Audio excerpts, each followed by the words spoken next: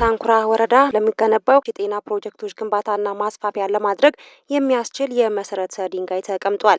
የዞኑ ኢንቨስትመንትና ኢንዱስትሪ ልማት መምሪያ ኃላፊና የዞኑ ዋና አስተዳዳሪ ተወካይ አቶ መሐመድ ፈጌሳ የጤና አገልግሎት ጥራት፣ ፍትሐዊነትና ተደራሽነትን ለማሳደግ እየተሰራ መሆኑን ተናግረዋል።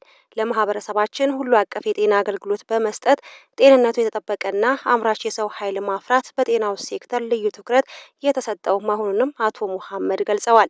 ጤና ለሀገራችን እድገት ብሎም ለዜጎች ደህንነት መረጋገጥ ወሳኝ የሆነ የልማት ዘርፍ ነው ያሉት ደግሞ በክብር እንግድነት የተገኙት የስልጤ ዞን ጤና መምሪያ ኃላፊ አቶ ሸምሱ ሀይረዲ ናቸው። በዞኑ ቀደም ሲል ውስን የጤና ተቋማት ከነበሩበት በአሁኑ ወቅት በዞኑ በአጠቃላይ 172 መሰረታዊ ጤና ኬላዎች፣ 4 ኮምፕሬሄንሲቭ ጤና ኬላዎች፣ 36 ጣቢያዎች፣ 4 የመጀመሪያ ደረጃ ሆስፒታሎችን ጨምሮ ወራቤ ኮምፕሬሄንሲቭ ስፔሻላይዝድ ሆስፒታል ለህብረተሰቡ የጤና አገልግሎት በመስጠት ላይ መሆናቸውን አክለው ገልጸዋል። በፕሮግራሙ የእንኳን ደህና መጣችሁ ንግግር ያደረጉት የሳንኩራ ወረዳ ዋና አስተዳዳሪ ወይዘሮ ተሚማ ሙዴ ባለፉት የለውጥ ዓመታት እንደ ሀገር የተነደፉ ፖሊሲዎችና ስትራቴጂዎችን ተጨባጭ ለውጥ ማምጣት እንዲችሉ በወረዳው በትኩረት እየተሰራ ነው ብለዋል።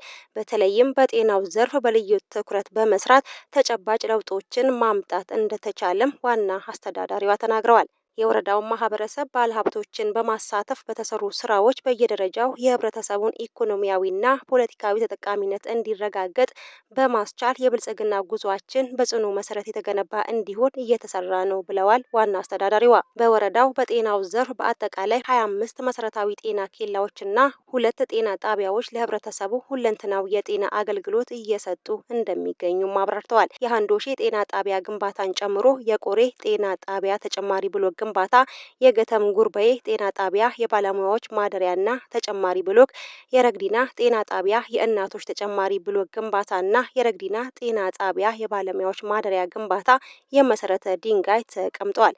በመርሃ ግብሩ ላይ የዞን ከፍተኛ አመራሮች፣ የሳንኩራ ወረዳ አስተዳደር፣ ባለድርሻ አካላት፣ ተጋባዥ እንግዶች ተገኝተዋል።